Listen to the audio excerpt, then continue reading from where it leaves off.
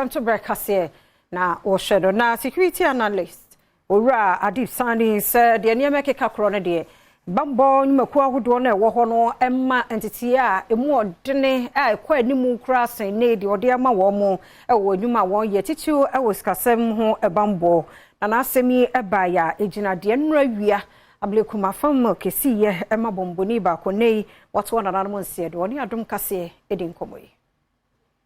Quite obvious, some perpetrators no omo professionals, omo play by the book, basically saying say omo nimadia omo ye, because in the past, obi di wecha omo say uchi moto ana uchi car with their share we surround them to make sure obi di wechi, but ushe video no.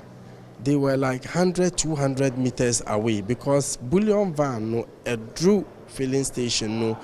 It took some seconds before first motorbike, then answer second motorbike no. And omu drew honuma the first thing omu no na to eliminate any threats and no na police officer no. And they didn't intend taking prisoners or maiming and injuring. First thing, eliminate sa police officer no. Then secondly, omuji etuo no within some seconds and minutes and they were high on adrenaline. Usually before omuko operations say they are high on drugs, okay, so there's no value for human life.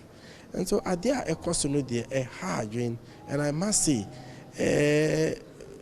there was little sa police officer no obetumi here to prevent it, but still there was some operational breaches because under normal circumstance bullion van a drew transitional space. Transitional space meaning say nipa ba or munko and your final destination. As a result, anybody can pass around and engage in any criminality. I would have expected say right at the point of arrival, police officer no obesi take a defensive position before bullion van no ebe parky here for whatever transaction to take place. Okay. Secondly, nipa bebre omuka about bulletproof vest and adi with so close range, high caliber rifle, no amount of bulletproof could have saved. Maybe anchor ebe added to the layer of security, but bulletproof, it doesn't cover everywhere. It just covers the torso. The neck is there, Itinu Waho, Sisi Waho, and so many other places that could have been targeted. But I think in the midst of all of this, the biggest culprit and no na financial institutions, omni security services, specifically police, for their inability to ensure, say,